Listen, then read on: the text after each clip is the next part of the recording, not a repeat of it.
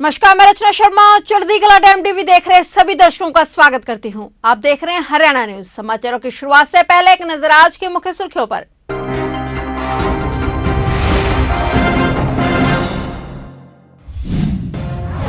केंद्रीय रक्षा मंत्री राजनाथ सिंह ने सम्राट पृथ्वीराज चौहान की मूर्ति का किया अनावरण। झज्जर के कुलाना में मुख्यमंत्री मनोहर लाल भी साथ में रहे मौजूद। 2 दिवसीय 11वीं अश्विनी गुप्ता मेमोरियल कबड्डी टूर्नामेंट का आयोजन 26 व 27 नवंबर को होगा कार्यक्रम। गृह मंत्री विज ने टेक्निकल एजुकेशन के दशकों पूर्व बने भवनों का सेफ्टी सर्वे करवाने के दिए आदेश। टेक्निकल एजुकेशन मंत्री ने तकनीकी शिक्षा विभाग के लिए कुछ लिए अहम फैसले।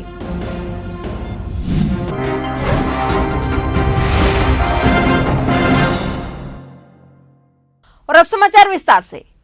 हरियाणा में झज्जर के कुलाना में रक्षा मंत्री राजनाथ सिंह ने आज रविवार को महाराणा प्रताप की मूर्ति का अनावरण किया। इस मौके पर उन्होंने कहा कि प्रधानमंत्री नरेंद्र मोदी ने देश में सांस्कृतिक पुनर्जागरण शुरू किया है। अब देश के लोगों को इतिहास की सही जानकारी मिल रही है। उन्होंने कहा कि हरियाणा वीरों की धरती है, यहाँ हर गाँव में वीरों की पट्टिका लगी हुई है। राज्य के लोगों के लिए यह गर्व की बात है। इस मौके पर हरियाणा के मुख्यमंत्री मनोहर लाल ने कहा कि यह दुर्भाग्यपूर्ण रहा कि अब तक की सरकारों ने हमें इस इतिहास का विकृत स्वरूप दिखाया, लेकिन आज केंद्र की सरकार सही इतिहास से लोगों को रूबरू करा रही है। हरियाणा ने भी संत महापुरुष विचार प्रसार योजना बनाकर महापुरुषों को याद करने की बड़ी पहल की है। मुख्यमंत्री मनोहर लाल ने कहा कि यह गर्व की बात है कि हम देश की आबादी का केवल 2% ही है, लेकिन फिर भी हर 10वां सैनिक हमारा है। सीएम मनोहर लाल ने कहा कि हमने अग्निवीर योजना से वापस आने वाले युवाओं को हरियाणा सरकार में नौकरी की गारंटी दी है। वहीं मुख्यमंत्री ने रक्षा मंत्री राजनाथ सिंह से मातनहेल के लिए सैनिक स्कूल खोले जाने की मांग रखी। सीएम की मांग पर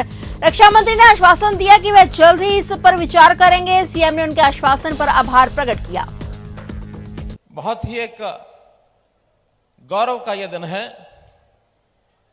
आज, जिन्होंने देश के इतिहास में ऐसे नए नए कीर्तिमान स्थापित करके देश की सांस्कृतिक दिशा को, सामाजिक दिशा को मोड़ दिया है।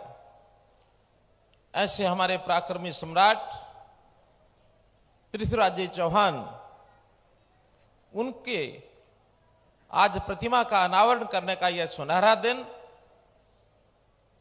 इसका हमने अनुभव किया और इस जोश में, पूरे इस उत्साह के साथ इस इलाके की जो सरदारी है इकट्ठी हुई है, मैं आप सबका अभिनंदन करता हूं, आपको नमन करता हूं, आपका स्वागत करता हूं।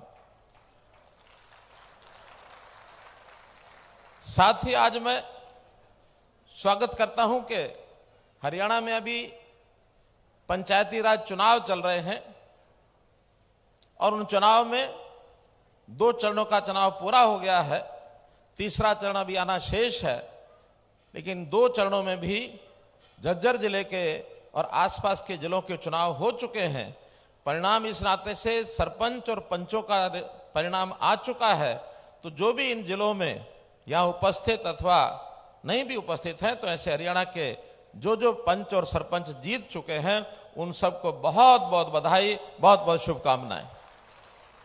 हरियाणा विधानसभा अध्यक्ष व स्पोर्ट्स प्रमोशन सोसाइटी के चेयरमैन ज्ञानचंद गुप्ता ने कहा कि ग्रामीण अंचल के युवाओं को खेलों के प्रति प्रोत्साहित करने के उद्देश्य से 2 दिवसीय 11वीं अश्विनी गुप्ता मेमोरियल कबड्डी टूर्नामेंट का आयोजन 26 और 27 नवंबर 2022 को जिले के गांव खटोली में किया जाएगा। उन्होंने बताया कि कोविड महामारी के कारण पिछले 3 वर्षों से ग्रामीण अंचल में कबड्डी प्रतियोगिता का आयोजन नहीं करवाया जा सका, परंतु अब जब कोविड काल के बाद जीवन सामान्य हो गया है तो गांव खटोली में 11वीं अश्विनी गुप्ता मेमोरियल कबड्डी टूर्नामेंट का आयोजन करवाया जा रहा है। उन्होंने कहा कि गांव के युवाओं की ऊर्जा को खेलों के प्रति और ज्यादा आकर्षित करने के लिए स्पोर्ट्स प्रमोशन सोसाइटी पंचकुला और अश्विनी गुप्ता मेमोरियल ट्रस्ट के द्वारा इस तरह की प्रतियोगिताओं का आयोजन समय समय पर करवाया जाता है। उन्होंने बताया कि इस कबड्डी प्रतियोगिता में लगभग 40 टीमें भाग लेंगी और उनका प्रयास है कि जिले के हर गांव से एक टीम अवश्य भाग ले। गुप्ता ने बताया कि इस टूर्नामेंट में विजेता टीम को 51,000 रुपए की नगद राशि इनाम स्वरूप दी जाएगी। इसके अलावा उपविजेता टीम को 31,000 रुपए और तृतीय स्थान पर आने वाली विजेता टीम को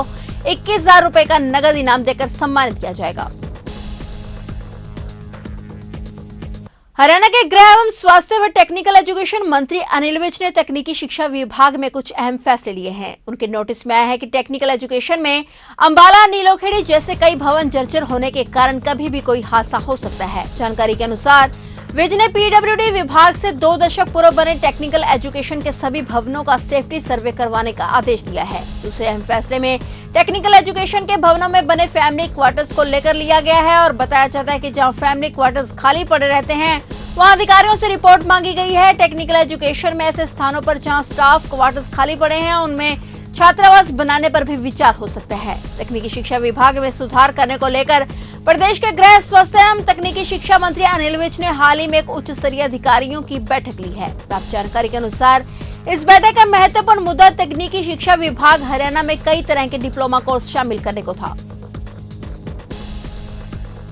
भवानीखेड़ा के पीडब्ल्यूडी विश्राम गृह में सरपंच मिलन समारोह का आयोजन किया गया, जिसमें मुख्य अतिथि के तौर पर हिसार से सांसद बृजेंद्र सिंह ने शिरकत की। इस कार्यक्रम में भवानीखेड़ा हलके के सभी पंच व सरपंचों ने भाग लिया। सरपंच व पंचों ने मुख्य अतिथि को पगड़ी व मालाएं पहनाकर सम्मानित किया। सांसद ने सरपंच व पंचों को संबोधित करते हुए कहा कि अब की बार जो पंचायतें चुनी गई हैं वे 70% युवा हैं और सभी शिक्षित वर्ग से हैं। उनको चुनाव के दौरान हुई आपसी रंजिश को भुलाकर ईमानदारी व निष्ठा के साथ सरकार से मिलकर गांव का विकास करना होगा। वहीं सांसद बृजेंद्र सिंह ने हलके की समस्याओं को सुना और मौके पर अधिकारियों को इनके निदान के आदेश दिए। उन्होंने कहा कि हलके की समस्याओं को अधिकारियों को प्राथमिकता से निपटाना होगा। यदि कोई अधिकारी समस्याओं को लेकर गंभीर नहीं हुआ तो सरकार उसके खिलाफ एक्शन लेगी। वहीं उन्होंने एक सवाल के जवाब में कहा कि हरियाणा में आम आदमी पार्टी का कोई वजूद नहीं है। गांव में एक शांति का माहौल बना रहे और इलेक्शन के समय की जो तल्खी कई बार आ जाती है वो आगे ना चले और उससे विकास कार्य प्रभावित ना हो, उसका विशेष ध्यान रखें। और इसी प्रकार से खासतौर पर जो फाइनेंशियल मैटर्स हैं, क्योंकि अब सरपंचों के पास सीधा पैसा केंद्र सरकार से और प्रदेश सरकार से आता है और अन्य स्कीमों का पैसा भी सीधा पंचायतों के पास आता है, तो उसमें खास तौर पे मैंने उनको ये अनुरोध किया कि कोई भी ऐसी चीज़ जिसमें फाइनेंशियल मैटर हो, पैसे का जहाँ पे भी सवाल हो, जहाँ पे सरपंच की संतुति लिखित में चाहिए हो या प्रस्ताव लिखित में हो, उसको ध्यान से पढ़ें और पूरा समझने के बाद ही किसी ऐसे कागज पर हस्ताक्षर करें जहाँ पे पैसे के लेन देन का मामला हो। और यही मकसद है कि जो पंचायतें हैं उसके अंदर जो एजुकेशन क्राइटेरिया जो फिक्स किया हुआ है वो भी इसीलिए है कि जो पढ़े लिखे लोग हैं वही निर्वाचित होकर आ सकें, ताकि इस प्रकार की कोई चीज़ ना हो कि कोई किसी के दूसरे के बारे में शिकायत करने के लिए तो फिर उसके अनुसार कार्रवाई करने की भी कोशिश की जाती है। आज चुनाव चल रहा है, हिमाचल में भी चुनाव है, कहाँ देख रहे हैं भाजपा पार्टी? देखिए, गुजरात और हिमाचल 2 चुनाव हैं। हिमाचल का तो आज हो रहा है और गुजरात का 1 और 5 दिसंबर को है। 8 तारीख को नतीजे आएंगे। तो मुझे तो कोई शक है नहीं कि गुजरात में तो बहुत ही बड़ा बहुमत भारतीय जनता पार्टी को मिलने जा रहा है और 22-23 साल से ऑलरेडी बीजेपी की वहाँ सरकार है और आने वाले 5 साल भी लोग भारी बहुमत से बीजेपी को ही वापस लाएंगे। हिमाचल में शायद पहली बार 80 के दशक के बाद ये सिलसिला टूटे, जिसे वो रिवाज कहते हैं कि एक बार कांग्रेस की सरकार, एक बार बीजेपी की सरकार। इस बार संभावना नजर आ रही है कि शायद ये रिवाज इस बार बदल जाए और भारतीय जनता पार्टी की सरकार रिपीट हो। हरियाणा में पश्चिमी विक्षोभ का आंशिक प्रभाव देखने को मिलेगा। इस दौरान उत्तर पूर्वी हवा चलने से ज्यादातर क्षेत्रों में आंशिक बादल छाए रहने की संभावना है। राज्य के पश्चिमी जिलों में कल 14 नवंबर को बीच बीच में हवा चलने और कहीं कहीं छिटपुट बूंदाबांदी होने की भी संभावना है। वहीं बदले मौसम के कारण रात्रि तापमान में गिरावट आ गई है। हिसार में रात्रि तापमान सामान्य से 1 डिग्री नीचे 12.2 डिग्री सेल्सियस पर पहुंच गया है। प्रदेश में सबसे कम रात्रि तापमान अंबाला का 10.1 डिग्री सेल्सियस दर्ज किया गया। पश्चिमी विक्षोभ के आंशिक प्रभाव से हरियाणा राज्य में 13 व 14 नवंबर को मौसम आमतौर पर परिवर्तनशील रहने की संभावना है। इसके बाद 15 नवंबर से मौसम खुश्क और उत्तर पश्चिमी हवा चलने से राज्य में ज्यादातर क्षेत्रों में रात्रि तापमान में हल्की गिरावट होने की संभावना है। फतेहाबाद जिले में डेंगू के मामले तेजी से बढ़ने लगे हैं। बढ़ते डेंगू के मामलों से आम जन में डर का माहौल बना हुआ है। 15 दिनों में 50 लोग डेंगू से संक्रमित हो चुके हैं। बीते 24 घंटे में डेंगू संक्रमण के 5 नए मामले सामने आए हैं। इसी के साथ जिले में अब तक डेंगू के 82 मामले सामने आ चुके हैं। बता दें कि स्वास्थ्य विभाग की टीम लगातार सर्वे कर रही है, जिससे डेंगू लार्वा को नष्ट किया जा रहा है। वहीं स्वास्थ्य विभाग ने डेंगू आशंकित 15 लोगों के खून के सैंपल लेकर जांच के लिए भेज दिए हैं।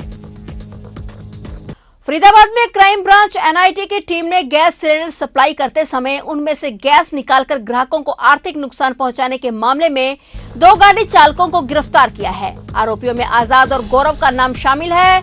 आरोपी आजाद फरीदाबाद के अलीपुर और आरोपी गौरव न्यू राजीव कॉलोनी का निवासी है। पिछले काफी समय से घर में सप्लाई होने वाले गैस सिलेंडर के बारे में काफी शिकायतें मिल रही थी, जिसमें ग्राहकों को गैस सिलेंडर में निर्धारित मात्रा से कम गैस पहुंचाई जा रही थी। पुलिस जांच में सामने आया कि दोनों आरोपी पर्वतीय कॉलोनी स्थित ओम साई एचपी गैस एजेंसी में काम करते हैं और वहां से गाड़ी में गैस सिलेंडर भरकर ग्राहकों को उनके घर पर सप्लाई करते हैं। आरोपी गैस एजेंसी से सिलेंडर लाद कर चलते हैं और रास्ते में खाली पड़ी हुई जगह पर गैस एजेंसी से लाए गए भरे हुए गैस सिलेंडर से थोड़ी थोड़ी गैस निकालकर खाली सिलेंडरों में भर लेते थे। आरोपियों ने बताया कि वे पिछले 7-8 महीनों से ये काम कर रहे थे। आरोपियों के कब्जे से 49 गैस सिलेंडर, 2 पाइप और 1 गाड़ी बरामद की गई है। रोहतक शहर के न्यू फ्रेंड्स कॉलोनी के एक मकान में पूर्व सैनिक ने एक महिला को गोली मारकर खुद को भी गोली मार ली। इस घटना में पूर्व सैनिक की मौके पर ही मौत हो गई। घटना की सूचना घायल महिला ने ही सुबह पुलिस को फोन कर दी। इसके बाद पुलिस ने मौके पर पहुंचकर घायल महिला को इलाज के लिए रोहतक पीजीआई में भर्ती कराया। इस संबंध में आईएमटी, थाना पुलिस और एफएसएल की टीम ने मौके पर पहुंचकर जांच की है। पुलिस का कहना है कि अब तक घटना के कारणों का पता नहीं चल पाया और जांच में जिस तरह के तथ्य सामने आएंगे उसके आधार पर कार्रवाई की जाएगी। तो ये थे हरियाणा के समाचार और नए समाचारों के साथ फिर से हाजिर होंगे। तब तक के लिए देखते रहिए चढ़ती कला टाइम टीवी।